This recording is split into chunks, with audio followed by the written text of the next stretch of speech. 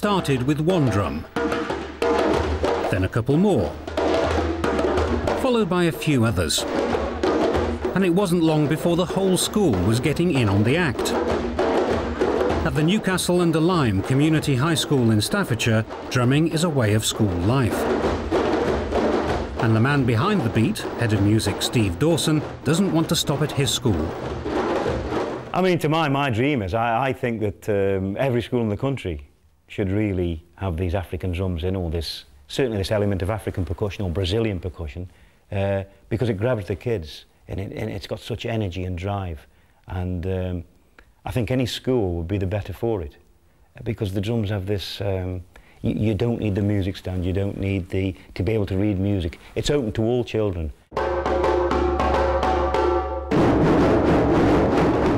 The school has discovered the benefits of drumming go far beyond the music room.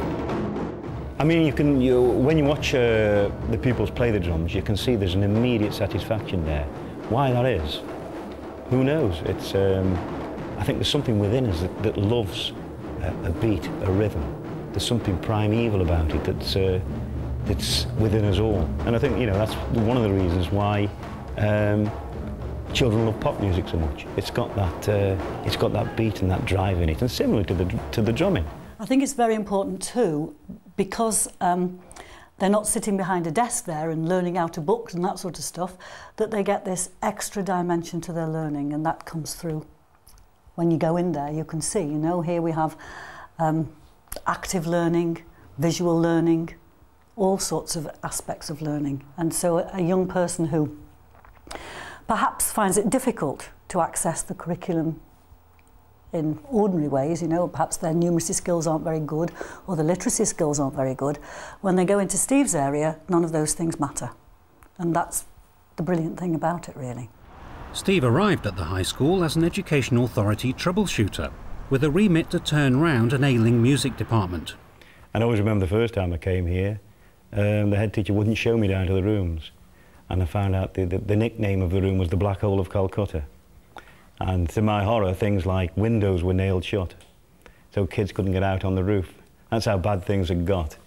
And the room, which is now my office, it looked as if it had been burgled when I first came here.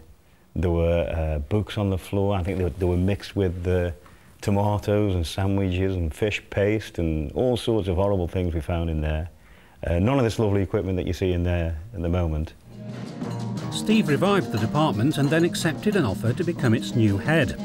The changes he introduced included bringing in outside performers such as African storyteller and drummer Winston Lewis, who had an inspirational effect on both pupils and teacher. Winston basically is a drummer, a dancer, a storyteller. And I always say to the head teacher, we do a lot of insets on styles of teaching. The best inset you can have is watching Winston in operation. It is absolutely fantastic. Winston's influence can be seen in a lot of music lessons, which are based on traditional tales. Alligator walks down the street. Do it with me. 1, 2, 3, 4. Alligator walks down the street. You don't sing it. I sing it, you're going to respond to me. Lay, lay, lay, lay, lay, lay. All the time feeling the pulse. Here we go again. Alligator walks down the street. Lay, lay, lay, lay, lay. It's traditionally African based in that it's a call and response song. The pupils love it because they feel the sense of rhythm in it. It's got everything really. It's got some singing in it. It's got a bounce to it. It's got actions to it. And it invariably goes down super. But Steve wanted to do more than tell African stories. He wanted to create an African band and bring a starkly contrasting culture to an area that may be mixed socially, but predominantly white racially. I always remember a Polish pianist, great pianist Arthur Rubinstein, in his biography saying that constant development keeps an artist young and keeps ideas fresh. And that's really the ethos of the department and for myself. So I'm constantly looking for new ways to go, new directions to find it. I'd go very stale if I was teaching the same thing year after year, term after term. One thing not constantly developing was the departmental budget. If he wanted to buy drums for a band, he'd have to find the money from elsewhere. Stoke-on-Trent Community Arts Group, Planet Sound, showed him how. I have quite a lot of funding skills because it's something I've done for Planet Sound, but you know, bit by bit Steve's learning, other artists involved are learning, and hopefully it's something we can all move on together. You know, paperwork isn't the bit any of us artists enjoy really, but it's truly necessary to keep a project like this going. So where'd you get the money from?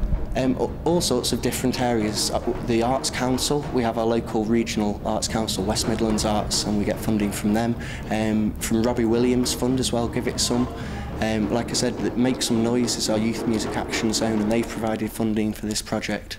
The local network fund as well is another funder who's kindly provided money for this project. And really funding's an ongoing thing. You keep looking for pockets of funding, keep applying for it. With Planet Sound as partners, the money, drums and enthusiasm came together to create a band called Medulla. So this is Medulla, who are a group that do everything. Medulla, the name comes from, I think it was a girl a couple of years ago who's now left us, Kirsty Wright, who made the name up, and it's the combination of 3 rhythms. Macro, doo-doo and lamba. So she took the first 2 letters of each one and we consequently called Medulla. Medulla. And our motto, by the way, is joined by a drum. And we like to think that this simple piece of hardwood with a goat skin is, well, A, it's joined us together. It's joined us to lots of different artists, like Planet Sound, who are the experts in here. Just hum that for me. Marley's. Just let me sing the first bit and then sing it back. Marley's way, Marley's way. Booyah. Importantly, it's not a school band, but a community band, making it eligible for a wider variety of grants. Sometimes it's difficult to get awards and grants for schools. And so, because we did so much in the community, we decided that we would form our own constitution and our own committee and call this Medulla. And in such a way, we were eligible for a lot more grants than we could ordinarily be as a school-based thing. Medulla performs for local charities and carnivals and receives invitations to larger venues, such as the Regent Theatre in Stoke, Symphony Hall in Birmingham, and more recently to a youth conference at Alton Towers.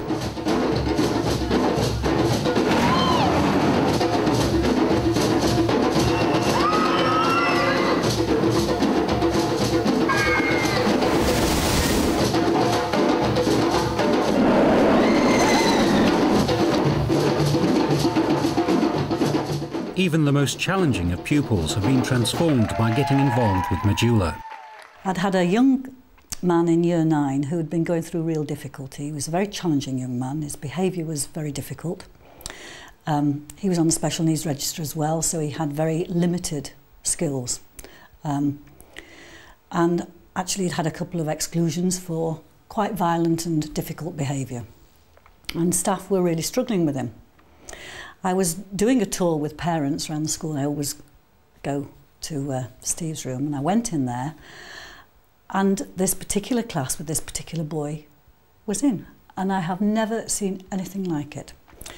This lad was stood, he got one of the big drums out, and he was stood in the middle, and the look of concentration on his face was magical. Steve was doing things, and he was actually leading, this boy was actually leading the drumming, and he was concentrating 110%, listening absolutely to every little, you know, beat that he got to do, and the others were all following him, and he got the biggest smile on his face I've ever seen. And he was just a completely different kid. I get rid of a lot of stress. It just loosens yourself up, and it's like everyone else, they just enjoy it and it relaxes you after a hard day working. What do you feel like when you're banging that drum? It's like I don't want to stop. It's really good. You take a chance after a while, but you get used to it. Medulla continues to develop with help from artists brought in by Planet Sound. Samba is now part of the growing repertoire. Medulla is really, it's expanded. Originally it was just a traditional African drumming group, but now I think of it as a very fluid, flexible thing that's become an umbrella for a lot of children, and I like to think that we're all singers, we're all dancers, we're all players, we're all drummers. But more than that, I think the Majula now has gone out to the confines of the school, and it's taken under its wing other schools and other primary schools, other organisations. So they become joined by a drum. It's very much a collaboration between the school, between Steve as a teacher and as an individual. He puts a huge amount of effort into the project. And with other artists as well who are involved. Yeah. These are artists from outside? Yeah, artists from all around the area, but also national artists and international artists, you know, from people like Bosco d'Oliveira, who is a samba legend in this country and has worked with this project. I'd like to say it has been very difficult, but such is the nature of the drumming, that in a lot of ways it's quite easy because the enthusiasm is there and the energy is there.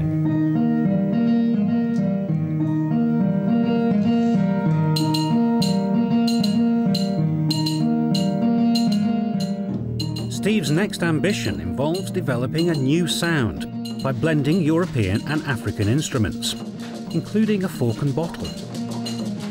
Although it's a very simple instrument to play, it's very important to the whole group because you hear it above everything else, and it's very important that you keep the time, right? Never play it thinking, oh, I'm just hitting a bottle. Ba ba ba ba ba ba ba ba ba. Is it a proper instrument? Oh yeah, yeah. A fork and bottle. We've got another one, a knife and bottle. We've got a knife and bigger bottle, but that's another story. Constant development keeps you young, keeps ideas fresh. So we looked for another offshoot from Majula, and we decided that we wanted to add a melodic content on traditional instruments and African instruments. But we're trying to do something unique that other schools haven't done. And I think we are unique in that respect because the pieces that we play are arranged by myself. And you can't go down to your local music shop and buy these things. Steve dipped into coffers available for urban regeneration to turn his music room into a recording studio. Majula can now burn their performances and workshops onto CD, and Staffordshire's aspiring rock stars can have somewhere to practice. True to the grant, we have local groups in recording, making demo CDs, rock groups, but also we go out on location. So when we do workshops as an AST, African drumming workshops, we invariably record what's happened. And if the school wished to have a CD of what's gone on with a nicely produced label and box and everything, then that's what we do. 1, 2, 3, 4. Man United for the cup. No, no, no. Aston Villa going up. No, no. Louder. Steve became an advanced skills teacher rather than look for promotion behind a desk, and now spends one day a week running workshops at other schools. Man United for the cup. No, no, no. Aston Villa going up. No, no. Louder. Keep going. Keep going. At Westlands Primary in Newcastle-under-Lyme, these Year 6 pupils become captivated within minutes and drummers within the hour.